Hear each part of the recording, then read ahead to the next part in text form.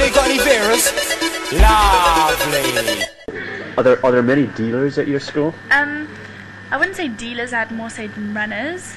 There's like a lot, really a lot. I think I could get drugs. There would be someone offering me drugs, no matter where I was, say within a K diameter of like a K, there would be someone.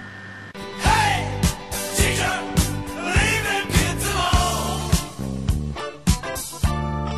I think that our school rules, the pathetic ones, like we're not allowed to grow our nails, we're not allowed to dye our hair. I can understand like a perfect eyeliner daily, but change that. Do you think the rules here just destroy individuality?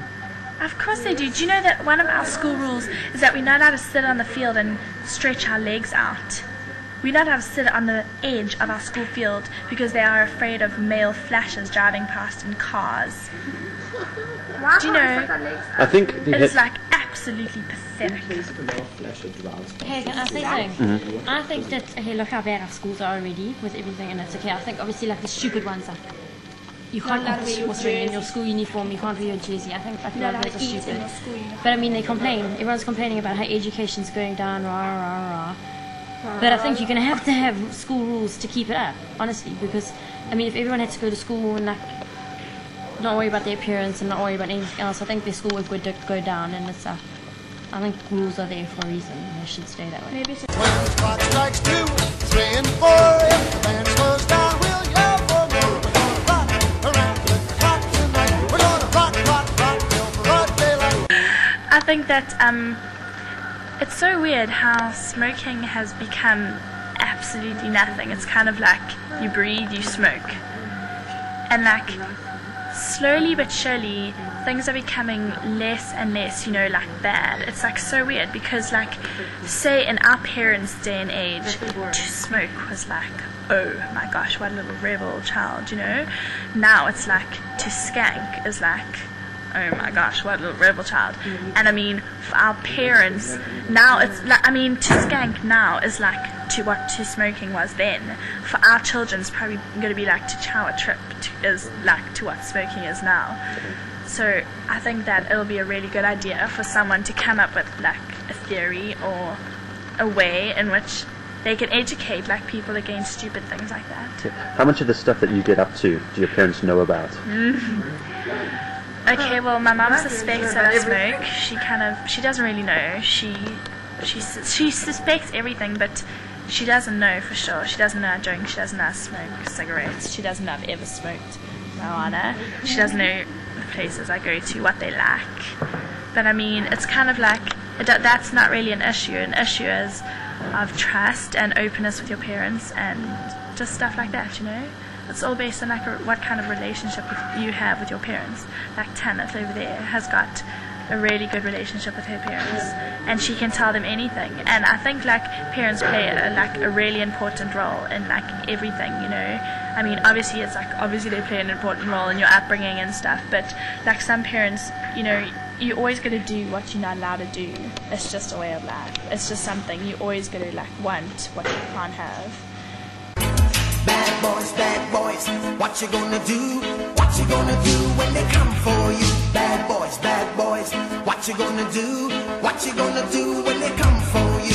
Oh yeah, my friend, her dad in Johannesburg was driving.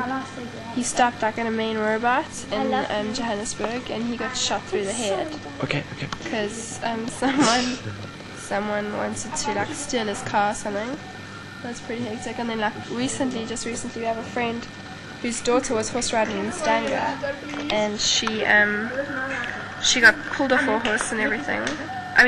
She was in the car and everything, and they stopped her car, and they like forced her off the road, and she drove into a ditch, and they killed her and stole her car radio. So to you other kids all across the land, take it from me, parents just don't understand. Okay, if you guys were parents, right? If all of you guys here were raising children in this day and age, nothing is different accept that they are now in the positions we are in, what would you want from your children? Where would you want them to go? How would you want your relationship with them to be in this day and age? I would say to I love my mother.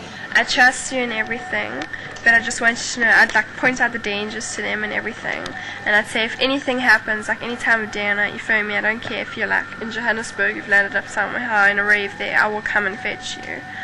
But I just like, I'd warn them obviously of the dangers and be like, don't accept spiked drinks, but I won't say like, you are not going to this party and you're not going to that party because there's drugs there. Because you can get, and I mean, our pastors told us before of like in his youth that he used to teach at, this woman in the school was selling drugs in like a little circle there. I mean, you can get it at church, which is like really hectic. I'm leaving on a jet plane. I don't know when I'll be back again. Are you ever going to leave South Africa?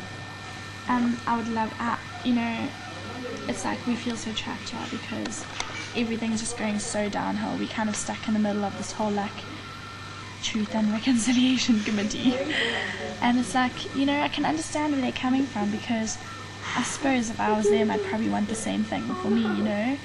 It's really unfair that we weren't even involved in it, and we have to suffer the mistakes of our parents. We have to pay for their mistakes, and that is so wrong. And quite frankly, I think that we should have a white and black government.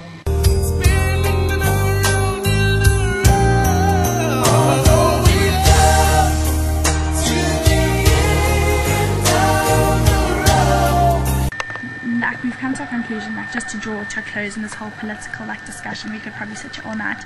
The conclusion that I want to come up with, like, basically just from me, my point of view, is that we can sit here talking about our government status, blah blah blah blah, for hours. Quite frankly, we could all voice our opinions and they would be so right, but the bottom line is that the youth in South Africa has no say in anything that goes on.